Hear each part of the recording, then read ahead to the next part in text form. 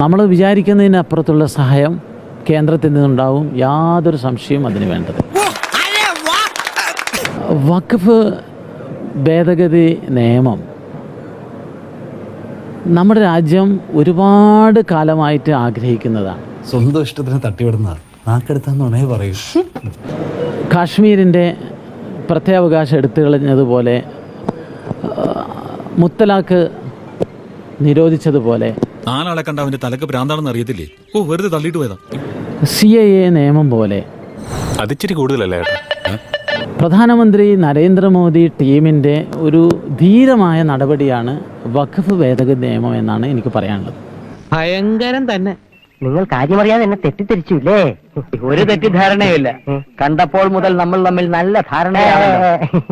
അതിനെ സർവാത്മന ഞാൻ പിന്തുണയ്ക്കുകയാണ്. ഞാനൊരു വലിയ സംഭവം അല്ലേ? വേറെ ആരും ഇല്ലെങ്കിൽ അത്രക്കുള്ള ബുദ്ധിയൊന്നും അതിനില്ലല്ലോ.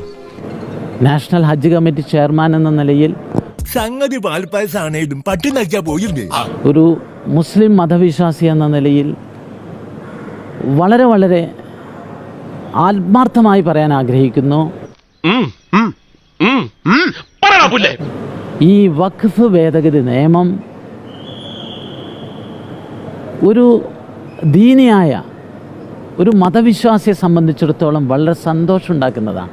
അത്രയും വേണോ? വേണം. കുറച്ച് കടുപ്പത്തിരിക്കട്ടെ. ആരത് പറഞ്ഞേ? എടോ, ഇതൊക്കെ ആരെങ്കിലും പറഞ്ഞിട്ട് വേണോ? കാര്യങ്ങളൊക്കെ ഇത്രയായ സ്ഥിതിക്ക് നമുക്കോട്ട് ഊഹിക്കാൻ പാടില്ലേ? കാരണം അറിഞ്ഞോ അറിയാതെയോ ഈ രാജ്യം ചെയ്ത ഒരു വലിയ തെറ്റ്, വഖഫ് ബോർഡിന് അമിതാധികാരം നൽകി. ആൾക്ക് തീരെ വിദ്യാഭ്യാസം വിവരമൊന്നും ഇല്ലേ? വിഡ്ഢിത്തിരെ പറയുള്ളൂ, തെണ്ടി. ഇത് മുസ്ലിങ്ങൾക്കെതിരല്ല, ഇത് സാധാരണ മുസ്ലിങ്ങൾക്ക് അനുകൂലമാണ്. അതൊക്കെ ഇവിടെ പറയുന്നത് അതൊക്കെ എല്ലാവർക്കും അറിയുന്നതല്ലേ? ഇത് മുസ്ലിങ്ങളെ ദ്രോഹിക്കാനാണ് എന്നൊക്കെ പറയുന്നത് ശുദ്ധ അസംബന്ധമാണ്, പച്ച കള്ളമാണ്. കളിച്ചത് മതിയായില്ലേ? പുതിയ അടവാണോ? അതെ, ഞങ്ങൾ ചോറ് തന്നെ കൊണ്ടുവന്നേ. വേണമെങ്കിൽ അങ്ങനെ വ്യാഖ്യാനിക്കാം. ഇത് വഖഫ് ബോർഡ് ഗവൺമെന്റ് നിയന്ത്രണത്തിലേക്ക് വരികയാണ്. നിങ്ങൾ അമ്മാമയോട് ആത്മാർത്ഥതയും നന്ദിയുള്ള ഒരുത്തനെങ്കിലും ഈ ലോകത്തുണ്ടെന്ന് ഇപ്പോഴെങ്കിലും മനസ്സിലായി കാണുമല്ലോ. ഇവനെ വേഗം വല്ല ഭ്രാന്താശുപത്രിയിൽ വായിക്കണം.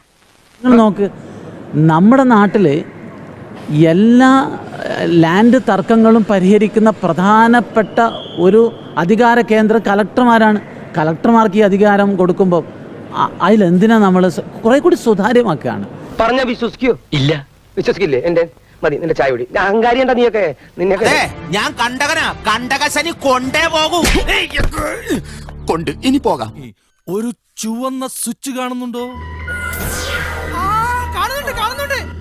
ചുവന്ന സ്വിച്ച് അമർത്തി.